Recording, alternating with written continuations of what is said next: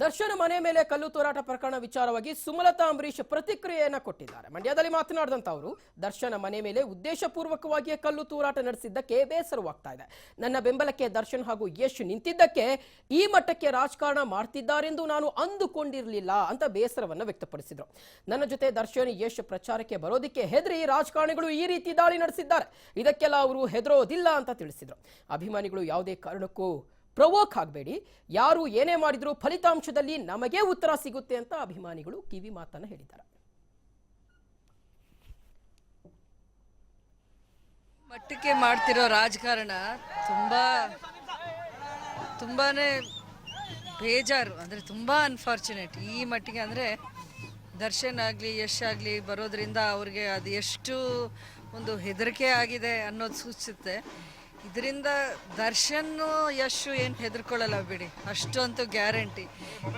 ಈ ಥರದ ಕೆಲಸಗಳು ಮಾಡೋದ್ರ ಮೂಲಕ ಅವ್ರನ್ನೇನಾದರೂ ಹೆದರಿಸ್ಬಿಟ್ಟು ಅವ್ರನ್ನ ಪ್ರಚಾರಕ್ಕೆ ಬರದೇ ಇರೋ ಥರ ಮಾಡಬೇಕು ಅನ್ನೋದಾದರೆ ಅದು ಖಂಡಿತ ಫೇಲ್ ಆಗುತ್ತೆ. ಇದಕ್ಕೆ ಇನ್ನಷ್ಟು ಅವ್ರು ಚಾಲೆಂಜ್ ಆಗಿ ತಗೋತಾರೆ. ಅವ್ರ ಹೆಸರೇ ಚಾಲೆಂಜಿಂಗ್ ಸ್ಟಾರು, ಅದನ್ನು ಅಷ್ಟೇ ಚಾಲೆಂಜಿಂಗ್ ಆಗಿ ತಗೋತಾರೆ. ದಯವಿಟ್ಟು ಇದರಿಂದ ಅಭಿಮಾನಿಗಳು ಮಾತ್ರ ನಾನು ಒಂದೇ ಮನವಿ ಮಾಡ್ಕೋತಿದ್ದೀನಿ. ನಿನ್ನೆ ನೈಟು ಸೋಮನಹಳ್ಳಿ ಹತ್ರ ಒಂದು ಘಟನೆ ನಡೆದಿತ್ತು.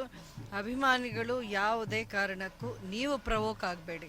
ಯಾಕೆಂದರೆ ನಾವು ಮೊದಲಿಂದನೂ ನಾವು ಮಾತುಗಳಿಂದನೂ ಬಿಹೇವಿಯರಿಂದನೂ ಒಳ್ಳೆತನದಲ್ಲೇ ಹೋಗಬೇಕು ಅಂತ ಅಂದ್ಕೊಂಡೇ ಬಂದಿರೋದು, ಒಳ್ಳೆ ಉದ್ದೇಶ ಇಟ್ಕೊಂಡು ನಾವು ಬಂದಿರೋದು.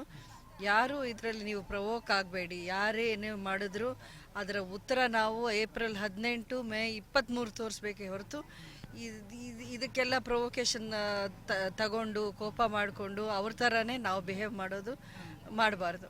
ಈ ಮಟ್ಟಕ್ಕೆ ಮಾಡ್ತಿರೋ ರಾಜಕಾರಣ ತುಂಬಾನೇ ಬೇಜಾರು, ಅಂದರೆ ತುಂಬ ಅನ್ಫಾರ್ಚುನೇಟ್. ಈ ಮಟ್ಟಿಗೆ ಅಂದರೆ ದರ್ಶನ್ ಆಗಲಿ ಯಶ್ ಆಗಲಿ ಬರೋದ್ರಿಂದ ಅವ್ರಿಗೆ ಅದು ಎಷ್ಟು ಒಂದು ಹೆದರಿಕೆ ಆಗಿದೆ ಅನ್ನೋದು ಸೂಚಿಸುತ್ತೆ. ಇದರಿಂದ ದರ್ಶನ್ ಯಶ್ ಏನು ಹೆದರ್ಕೊಳ್ಳಲ್ಲ ಬಿಡಿ, ಅಷ್ಟು ಅಂತೂ ಗ್ಯಾರಂಟಿ. ಈ ಥರದ ಕೆಲಸಗಳು ಮಾಡೋದ್ರ ಮೂಲಕ ಅವ್ರನ್ನೇನಾದರೂ ಹೆದರಿಸ್ಬಿಟ್ಟು ಅವ್ರನ್ನ ಪ್ರಚಾರಕ್ಕೆ ಬರದೇ ಇರೋ ಥರ ಮಾಡಬೇಕು ಅನ್ನೋದಾದರೆ ಅದು ಖಂಡಿತ ಫೇಲ್ ಆಗುತ್ತೆ. ಇದಕ್ಕೆ ಇನ್ನಷ್ಟು ಅವ್ರು ಚಾಲೆಂಜ್ ಆಗಿ ತಗೋತಾರೆ.